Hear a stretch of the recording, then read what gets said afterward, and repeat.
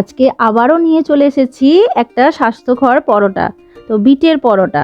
দেখো এখানে 3টে বিট আমি নিয়ে নিয়েছি, ছাড়িয়ে ভালো করে ধুয়ে নিয়েছি। এবার বিটগুলোকে গ্রেট করে নেবো এক এক করে। তো যতক্ষণ আমি গ্রেট করছি তোমরা একটু বলো যে কে কোথা থেকে আমার ভিডিওগুলো দেখছো, আমাকে কমেন্ট করে জানিও, তবে তো আমি তোমাদেরকে থ্যাঙ্কস দিতে পারবো নাকি। তো দেখো এইভাবে আমি সব কটা বিটকে এক এক করে গ্রেট করে নিলাম। গ্রেট করা হয়ে গেলে তারপর আমি একটা প্যান বসিয়ে দিয়ে তার মধ্যে অল্প একটু সাদা তেল দিয়ে এরপরে আমি ফোড়ন দেব কালো জিরে এবং শুকনো লঙ্কা। তারপর ফোড়নটা একটু ভাজা ভাজা করে নিয়ে ওর মধ্যে আদা রসুনের পেস্ট দিয়ে দেব 1 চামচ মতো। তারপর ওটাকেও একটু ভেজে নিয়ে ওর মধ্যে গ্রেট করা বিটগুলো দিয়ে দেব। আস্তে আস্তে পুরোটা দেওয়া হয়ে গেলে তারপর ওটাকে একটু ভালো করে নেড়ে চেড়ে নিয়ে ভালো করে মিশিয়ে নেব আস্তে আস্তে। তার মধ্যে একটু অল্প পরিমাণে নুন দিয়ে দেব। নুনটাকেও খুব ভালো করে মিশিয়ে নেব। যেহেতু এখানে বিটটার পরিমাণটা অনেকটা হয়ে গেছে, আমার প্যানটা একটু ছোট, তাই খুব আস্তে আস্তে সাবধানে করছি এটা আমি। তারপর একটু স্বাদের জন্য অল্প একটু মিষ্টি দিয়ে দেবো, মানে চিনি দিলাম। ওটাকেও ভালো করে মিশিয়ে নিয়ে বিটটাকে সেদ্ধ হবার জন্য ওর মধ্যে জল ঢেলে দেব। অল্প জল দিলেই হবে, খুব বেশি জল লাগবে না। তারপর ওটাকে ঢাকনা দিয়ে সেদ্ধ হতে দেব 5 মিনিট মতো। 5 মিনিট হয়ে গেলে ঢাকনাটা খুলে ওর মধ্যে একটু ধনেপাতা কুচোনো দিয়ে ভালো করে মিশিয়ে নিয়ে জলটা একটু শুকনো হয়ে এলেই নাড়াচাড়া করে নামিয়ে নেব।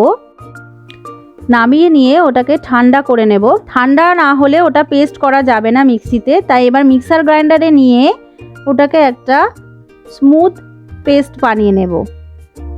তো দেখো কত স্মুথ একটা পেস্ট হয়েছে। এরপর একটা মিক্সিং বোল নিয়ে ওর মধ্যে আমি আটা দিয়ে দেব।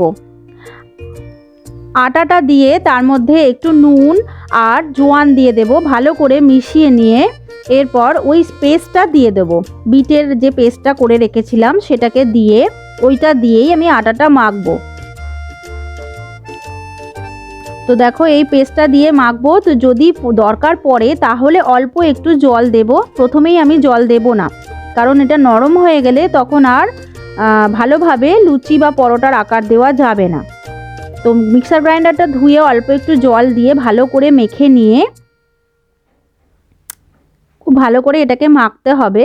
এটাতে আমি কোনো তেলও দেব না, প্রথমে ময়ানার জন্য কোনো তেল দিইনি।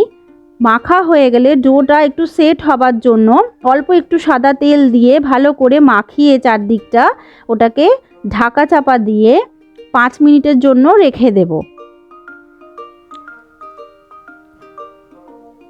তারপর 5 মিনিট পর ঢাকনাটা খুলে দেখো কি সুন্দর ডোটা রেডি হয়ে গেছে, একটা সফট ডো তৈরি হয়েছে। এরপর এটার থেকে লেচি কেটে নেব। ইচ্ছা মতন লেচি কেটে নিয়ে সেটাকে রুটির আকারে আমি বেলে নেব। তোমরা চাইলে এটা থেকে লুচিও করতে পারো। তো এটাকে আমি আটা দিয়েই বেলবো। আটা দিয়ে বেলে নিয়ে পরোটার আকারে বেলে নিলাম আমি। তোমরা চাইলে ইচ্ছে মতো শেপ দিয়ে এটাকে বেলতে পারো। তারপর একটা ফ্রাইং প্যানে পরোটাটা দিয়ে সেঁকে নেব। সেঁকার পরে এখানে আমি একটু সাদা তেলই ব্যবহার করব।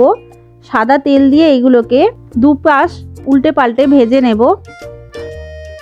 আর একটা কথা বন্ধুরা, এটা কিন্তু ঘি দিয়েও করা যায়। ঘি দিয়ে করলেও কিন্তু টেস্টটা আরও বেটার হবে। আমি এখানে সাদা তেল দিয়েই করলাম।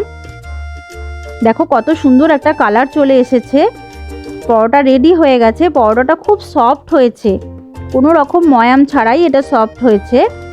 তো তোমরা এটা বাড়িতে বানিয়ে দেখো বন্ধুরা, কেমন হয়েছে আমাকে অবশ্যই কমেন্ট বক্সে জানিও কিন্তু। আর ভিডিওটা যদি ভালো লেগে থাকে তাহলে লাইক এবং সাবস্ক্রাইব করে দিও। টাটা বন্ধুরা।